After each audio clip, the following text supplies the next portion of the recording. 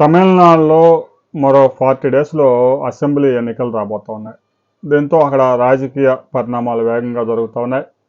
కొత్తగా TVK party నటుడు ఎవరైతే ఉన్నారో విజయ్ టీవీకే పార్టీ కూడా వచ్చింది రంగంలోకి. ఇప్పటికే అధికారంలో ఉన్న డిఎంకే, అధికారం కోల్పోయి ప్రతిపక్షంలో ఉన్న అన్నా డిఎంకేతో పాటు టీవీకే పార్టీ కూడా అక్కడ అధికారం కోసం ఇండిపెండెంట్గా ఎవరికి వారే పోరాడుతూ ఉన్నారు. ఇక బీజేపీ, కాంగ్రెస్ ఉండనే ఉన్నాయి.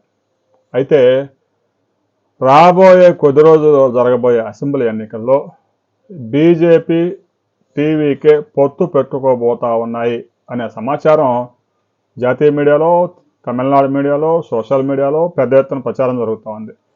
టీవీకే పార్టీ అధినేత విజయ్కి 80 సీట్లు కుదిరితే డిప్యూటీ సీఎం పదవి ఆఫర్ ఇచ్చింది బీజేపీ అనే ప్రచారం సాగుతూ ఉంది.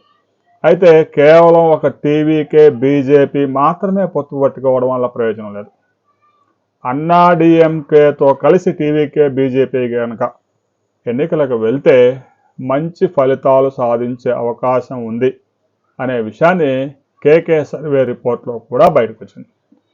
ఎవరికి వారే పోటీ చేస్తే డిఎంకే, అన్నా డిఎంకే, టీవీకే, ఇక బీజేపీ, కాంగ్రెస్ ఎవరికి వారే పోటీ చేస్తే మరలా డిఎంకే అధికారంలోకి రావడం, స్టాలిన్ ముఖ్యమంత్రి కావడం ఖాయం అనే విషయాల్ని అనేక సర్వేలు, రిపోర్టుల ద్వారా తెలియజేస్తూ ఉన్నాయి.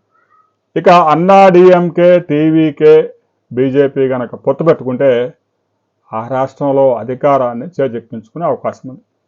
అయితే ఈ పొత్తుల వ్యవహారం రాబోయే కొద్ది రోజుల్లో తేలబోతా ఉంది. ఇక టీవీకే నాయకులు రజనీకాంత్ను కూడా గెలుక్కున్నారు, కొంత మైనస్ అయింది. రాబోయే కొద్ది రోజుల్లో దాన్ని ఎలాగో అడ్జస్ట్ చేసుకునే అవకాశం ఉంది. అయితే విజయ్ బీజేపీతో కలిసి ముందుకు వెళ్తారా లేదా అనే విషయం రాబోయే కొద్ది గంటల్లో అధికారికంగా వెల్లడికపోతూ ఉంది. ఆ తర్వాత మరో వీడియోలో మనం కలుసుకుందాం.